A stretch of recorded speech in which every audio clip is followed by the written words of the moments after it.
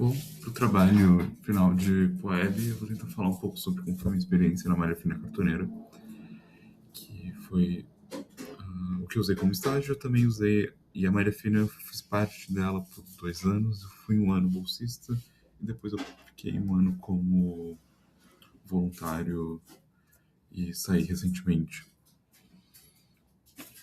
A Malha Fina, para começar, é um selo editorial que existe dentro da USP, é ligado ao programa de espanhol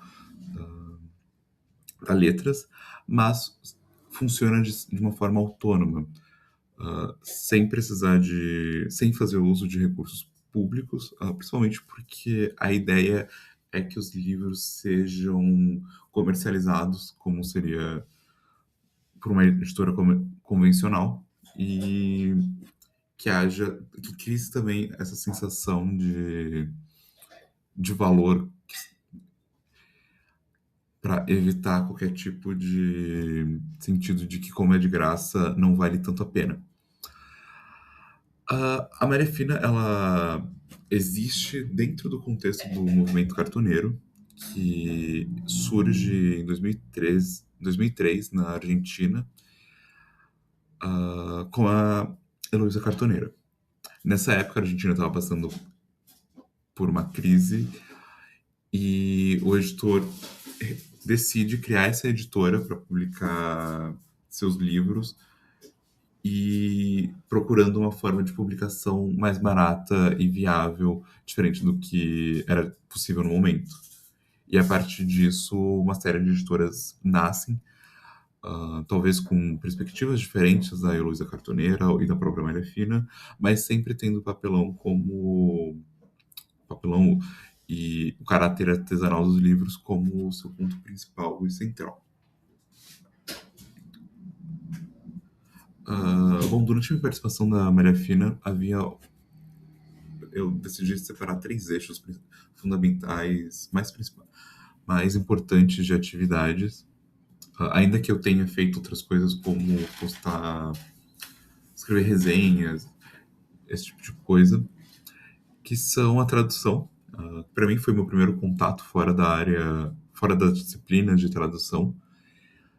É interessante também que a linha editorial da Malha Fina visa sempre ter autores contemporâneos, autores vivos, que não tenham sido publicados no Brasil e que estejam um pouco de fora do dito cânone. E a ideia é manter esse contato entre Brasil, literatura brasileira, e literatura hispano-americana. Então, a maior parte dos livros são edições bilíngues, sempre contendo a tradução e a versão original. Também na Malha Fina nós fizemos algumas oficinas, contando a história da Malha Fina, mas também ensinando como é feita a produção de um livro cartoneiro. Então, de cortar de cortar o papelão até furar ele com furadeira ou com uma pulsão e fazer a costura dos livros.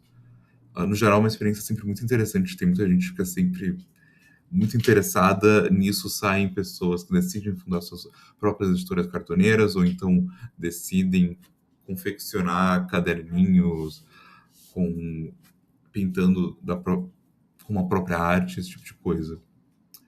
E o que está também ligado muito com essa parte da confecção dos livros, os livros que nós estávamos na Malha Fina, nos últimos tempos foi decidido procurar uma certa padronização maior, como dá para ver na imagem aqui, de ter, às vezes, o uso de colagens e coisas do tipo, mas justamente por não ser algo que já vem de fábrica pronto, há sempre diferenças, há sempre alguém que costura de uma forma, ou um pincelar diferente, o que traz uma experiência de leitura para o leitor muito diferente.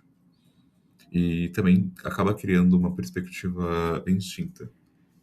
E aqui, por fim, eu trouxe um texto que eu traduzi. É um texto que está em espanhol, mas tem uma mescla já com português. Vou tentar ler rapidinho para não estourar muito tempo. Quero escrever ou escrever. A língua é uma casa e outras vezes uma gaiola. Agora chove dentro da casa.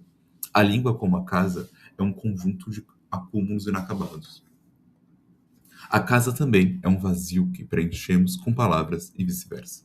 Inventar uma casa, uma língua, para dizer tudo que nunca pude. E eu gosto muito desse poema.